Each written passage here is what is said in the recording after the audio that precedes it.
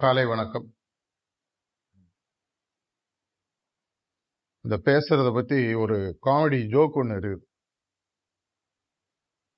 ஒருத்தர் ரொம்ப நேரம் பேசிட்டே இருந்தாராம். ஏன்டா ரொம்ப நேரம் பேசுறேன்னு. கம்மியா பேசினா நிறைய ப்ரிப்பேர் பண்ணணும், நிறைய நேரம் பேசுறது ஈஸி, பேசிடலாம் அப்படின்னாராம். அது மாதிரி இவர் 10 நிமிஷத்துல பேசுனாரா, அது கொஞ்சம் கஷ்டம். நம்ம ஸ்கூல்ல எல்லாம் ஒரு கதை ஒன்று படிச்சிருப்போம், ஆமையும் முயலும். எல்லாருக்கும் தெரியுமா இந்த கதை? தெரியாதவங்க யாராவது இருக்கீங்களா? அப்படி இருந்தீங்கன்னா தெரிஞ்சவங்கள்ட்ட கேட்டுங்க. இந்த கதைப்படி பார்த்தீங்கன்னா இதுல பல நிலைகள் இருக்கு. ஒரு நிலையை மட்டும் முதல்ல எடுத்து பார்ப்போம். முயல் பார்த்தீங்கன்னா இப்போ ரொம்ப வேகமா ஓடும், ஆமை மெதுவாக ஓடும். ரெண்டுத்துக்கும் ஒரு போட்டி.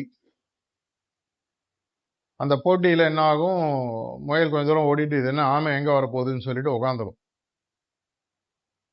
அப்புறம் கண்ணு விழிச்சு பார்த்தா அந்த ஆமை முயலை தாண்டி போய் ஜெயிக்கிறதா ஒரு கதை. இதில் மேனேஜ்மெண்ட்டில் 4-5 லெவல் கதை வரும். அதுக்கு நான் போக விரும்பலை. ஆனால் இதில் நம்மளுக்கு ஒரு முக்கியமான ஒரு லெசன் ஒன்று இருக்கு. இந்த முயல் வேகம் அப்படின்றது பார்த்தீங்கன்னா மாஸ்டர் நம்மளுக்கு கொடுக்கக்கூடிய ஒரு வேகமான ஒரு முன்னேற்றம். அவங்க நம்மள முயல் வேகம் அதோட வேகமா கொடுக்கறதுக்கு ரெடியா இருக்காங்க. ஆனா பல நேரங்கள் என்ன ஆகுதுன்னா, இந்த மேனேஜ்மெண்ட் லெசன்ல 2வது 3வது பகுதி வரும் பொழுது கொலாபரேஷன் சொல்லுவாங்க. எங்கெங்கெல்லாம் அதுலயே ஒரு 2வது 3வது நிலையில பாத்தீங்கன்னா ஒரு தண்ணியை தாண்டணும், அந்த இடத்துல முயலால தண்ணியில போக முடியாது, ஆமை தன்னோட முதுகுல ஏத்திக்கும், இது மாதிரி கதைகள் வரும். இருவரும் சேர்ந்து போகும் பொழுது இன்னும் அடைய வேண்டிய நிலைகள் இன்னும் பல இடங்கள்ல நம்மளால வெற்றிகரமாக அடைய முடியுன்றது அது ஒரு கருத்து அந்த கதையில இருக்கு. இந்த ஆமைன்றது ஆக்சுவலா பாத்தீங்கன்னா நம்மளுடைய குணாதிசயங்கள். அவங்க நம்மளை எவ்வளவு வேகமாக முன்னேற்றுவதற்கு தயாராக இருந்தாலும் நம்மள்கிட்ட இருக்கக்கூடிய இந்த ஆமை அப்படின்ற குணம் பாத்தீங்கன்னா இழுத்து நம்மள கம்மியா உட்காந்துக்கும். புள்ளி முன்னேற்றம் அப்படின்னு சொல்லுவாங்க. இது நீங்க கண்டிப்பாக ஸ்பிரிச்சுவல் அனாட்டமி புக்கு படிச்சீங்கன்னா இதுக்கு நீங்க பிரிசெப்டரா இருக்கணும்ன்ற அவசியம் இல்லை. எப்படி ஒரு இதய பிரதேசத்தில் இருக்கக்கூடிய 5 புள்ளிகளை தாண்டி அதற்கு மேல இருக்கக்கூடிய மண்டலங்களுக்கு போக முடியுன்றதை பத்தி இந்த ஸ்பிரிச்சுவல் அனாட்டமின்ற புக்கில் தாஜி ரொம்ப பியூட்டிஃபுல்லா எக்ஸ்பிளைன் பண்ணியிருக்காரு. அதனுடைய தமிழாக்கம் நடந்துட்டு இருக்கு. சீக்கிரமாக இந்த புக்கு வரும்னு நினைக்கிறேன். இதற்கு எதற்காக நான் இதை சொல்றேன்னா, பாபுஜி மகாராஜ் பல இடங்கள்ல சொன்ன மாதிரி இந்த ஆன்மீக முன்னேற்றம் என்பது குருநாதர்களால் மின்னல் வேகத்தில் கொடுக்க முடியும். 1 ஜனவரி 2026 தாஜியுடைய புது வருட மெசேஜை நீங்க கேட்டீங்கன்னா ரொம்ப சின்ன ஒரு 4-5 நிமிஷம் தான் பேசியிருப்பார். ஆனா ரொம்ப ரொம்ப ஒரு ஆழமான கருத்து அதுல சொல்லியிருப்பார். 7 மாதங்களில் நம்மால் இந்த குறிக்கோளை அடைய முடியும் அப்படின்ற ஒரு விஷயத்தை அதுல சொல்லியிருப்பார். உண்மையாகவே நமக்கு இந்த 7 மாதங்கள் அப்படின்றது என்னன்றது புரியணும்னா நீங்க ஸ்பிரிச்சுவல் அனாட்டமி புக்கு முழுசா படிக்கணும். அதுல அவர் ரொம்ப தெளிவாக சொல்றாரு, ஒரு மனிதனாக பிறவி எடுத்த ஆன்மாவின் குறிக்கோள் அப்படின்னு எடுத்து பார்த்தீங்கன்னா இறைநிலை அடைதல் அப்படின்றது புரியறதுக்கே நம்ம பல ஜென்மங்கள் எடுக்க வேண்டியதா இருக்கு. சார்ஜ் மகாராஜ் அடிக்கடி சிரிச்சுட்டே சொல்லக்கூடிய ஒரு விஷயம், கடவுள் மனிதனை படைத்ததுக்கு ஒரு முக்கியமான காரணம், அதுக்கு முன்னாடி வரைக்கும் கடவுளை தேடுறதுக்கு ஆள் இல்லையா. கடவுளுக்கு ரொம்ப போர் அடிச்சு போச்சா, என்னடா யாருமே இல்லை, நம்மளை தேடுறதுக்கு ஒருத்தன் கிடைக்கவே மாட்டேன்றானு மனிதனை படைச்சான். எதனாலனா மனிதனுக்கு மட்டும்தான் உலகில் இருக்கும் அனைத்து படைப்புகளிலும் பார்த்தீங்கன்னா பகுத்தறிதல் அப்படின்ற ஒரு விஷயம். இதை பத்தி தாஜி நேத்தி கூட பியூட்டிஃபுல்லா பேசியிருக்காரு. இந்த பகுத்தறிதல்ன்றது எதற்காகன்றத பல இடங்கள்ல நம்ம பல முறைகள், அதுவும் தமிழ்நாட்டில் இந்த வார்த்தை அடிக்கடி யூஸ் பண்ணக்கூடிய ஒரு வார்த்தை, ஓட்டுக்காகவும் சக்திக்காகவும். ஆனா உண்மையான ஆன்மீக காரணத்துல பாத்தீங்கன்னா இந்த பகுத்தறிவுன்றது எதற்கு அப்படின்றத பத்தி ஒரு 4-5 வருஷத்துக்கு முன்னாடி முதல் முறையாக தாஜி ஒரு இடத்துல பேசும்போது சொல்றார், உண்மையான பகுத்தறிதல் நமக்கு புரியறது, நார்மலா ஒரு மனிதனுக்கு புரியறதுன்னு பாத்தீங்கன்னா எது நல்லது எது கெட்டது, எது சரி எது தவறு, எது இரவு எது பகல், இந்த துவந்தங்களை பிரித்து பார்க்கக்கூடிய விஷயம் சொல்லுவாங்க. ஆனா உண்மையான பகுத்தறிதலை பத்தி தாஜி அந்த டாக்ல எக்ஸ்பிளைன் பண்றாரு. அதுல அவர் என்ன சொல்றாருன்னா, விளைவு எது என்பதை கண்டுபிடித்து அந்த விளைவை காரணமாக்குதல் தான் உண்மையான பகுத்தறிவு. விளைவு என்பது நம்ம வாழ்க்கையில நமக்கு நடக்கணும்னு நம்ம நினைக்கக்கூடிய ஆசைகளோ குறிக்கோள்களோ இந்த மாதிரி ஒரு விஷயம் வச்சுக்கோங்க. உதாரணத்துக்கு எனக்கு ஒரு கார் வாங்கணும், இல்லை எனக்கு பரீட்சையில பாஸ் பண்ணணும், இல்லை இவ்வளவு சொத்து சேர்க்கணும், இந்த மாதிரி பொருளாதார வாழ்க்கை சார்ந்த விஷயங்களை நமக்கு குறிக்கோள்கள்னு நார்மலாக இருக்கும். நம்ம எல்லாருக்குமே தெரிஞ்சோ தெரியாம இது இருக்கும். அந்த குறிக்கோளை அடைக்கணும்னா அதற்கு சில காரணங்களை நம்ம உருவாக்கணும். அதற்கு தேவையான அறிவாற்றல், அதற்கு தேவையான முயற்சிகள், அதுக்கு தேவையான சில இன்வெஸ்ட்மெண்ட், டைமோ எஃபர்ட்டோ, இல்ல புறமோர் குத்துற மாதிரி ஒரு 10 லட்சம் சம்பாதிக்கணும்னா ஒரு 1000 ரூபாய் 2000 ரூபாய் முதல்ல போடணும். இதை போட்டு அதன் மூலமாக எந்த விளைவை அடைதல் அப்படின்றத கண்டுபிடிக்கிறது உண்மையான பகுத்தறிவு. இதே நீங்க ஆன்மீக நிலையில கொண்டு போய் வச்சு பாருங்க. கிட்டத்தட்ட ஒரு 30-40,000 வருடங்கள் ஆச்சு மனிதனாக பிறந்தவன் தான் எதற்காக பிறந்தோம், எங்கே இந்த பிறவின்றது உருவாச்சு, அதை நோக்கி நம்ம எப்படி போகணும் அப்படின்றது அவனுக்கு புரிவதற்கே ஒரு 30-40,000 வருடங்கள் ஆனதாக சொல்லுவாங்க.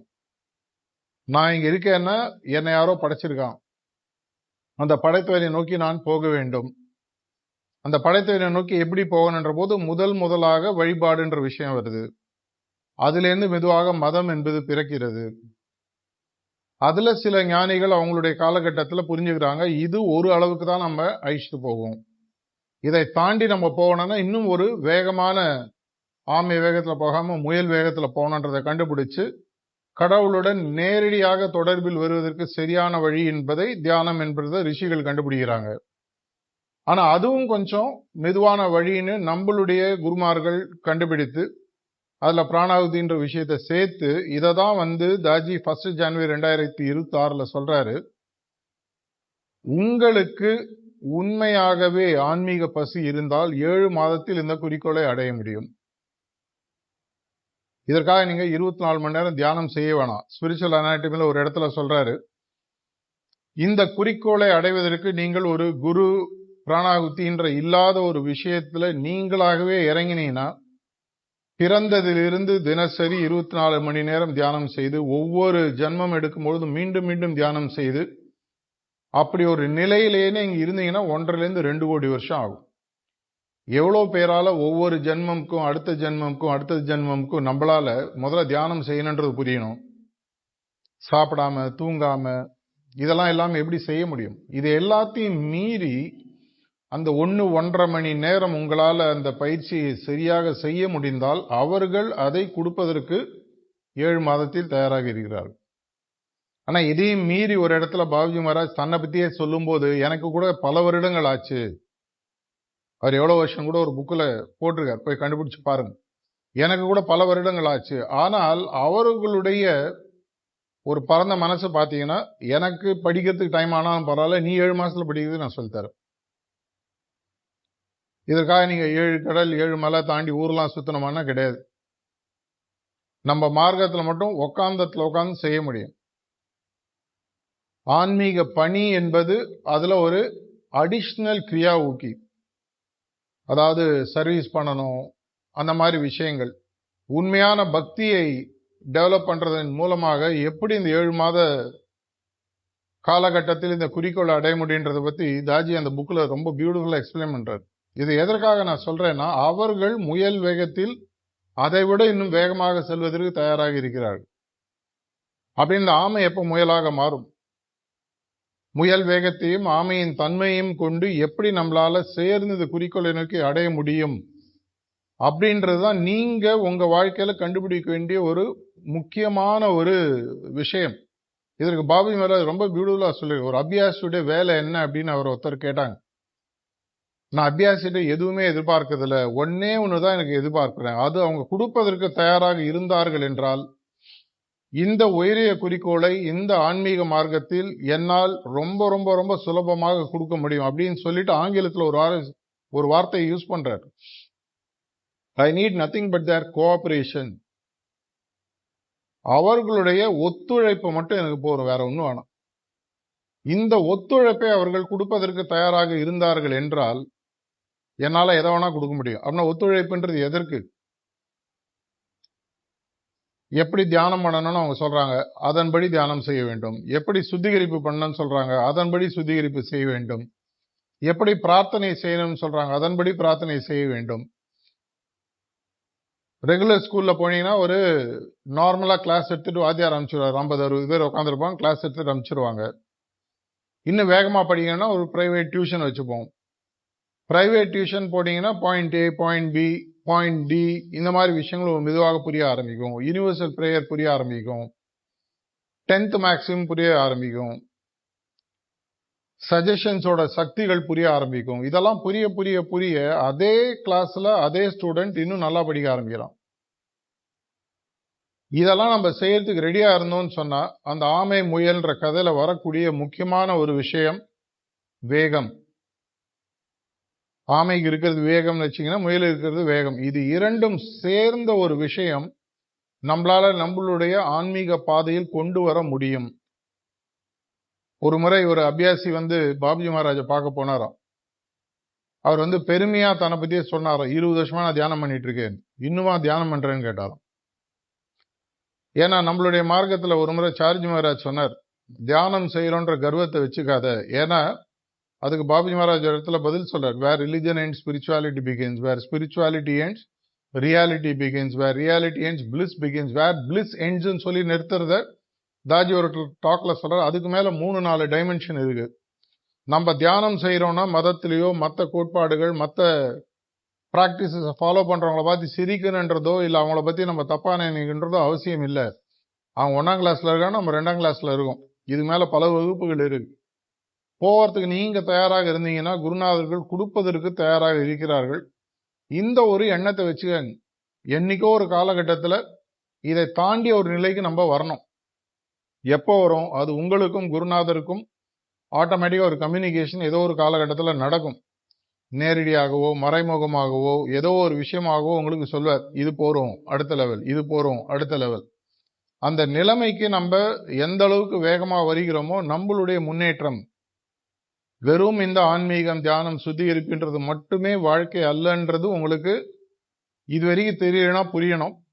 அந்த நிலையும் தாண்டி இன்னும் வேகமாக வரணும். அதற்கு அவர்கள் என்னைக்குமே கொடுப்பதற்கு தயாராக இருக்கிறார்கள். எந்த அளவுக்கு வேகமாக நீங்க போகணுமோ நீங்க தான் உங்களோட ஸ்பீடை டிசைட் பண்ணணும். குருநாதர்கள் எப்பவுமே இன்னும் ஃபாஸ்டா போறதுக்கு ரெடியா இருக்காங்க.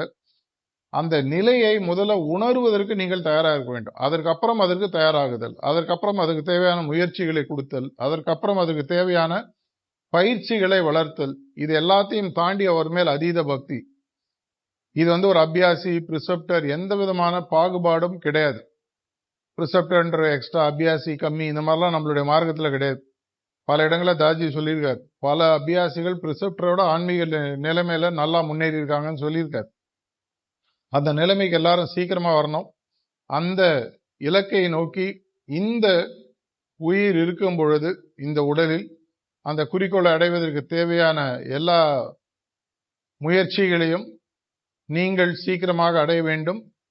அதுக்கு தேவையான பயிற்சிகளையும் கத்துக்கணுன்ற ஒரு பிரார்த்தனையுடன் முடித்துக் கொள்கிறேன். நன்றி, வணக்கம்.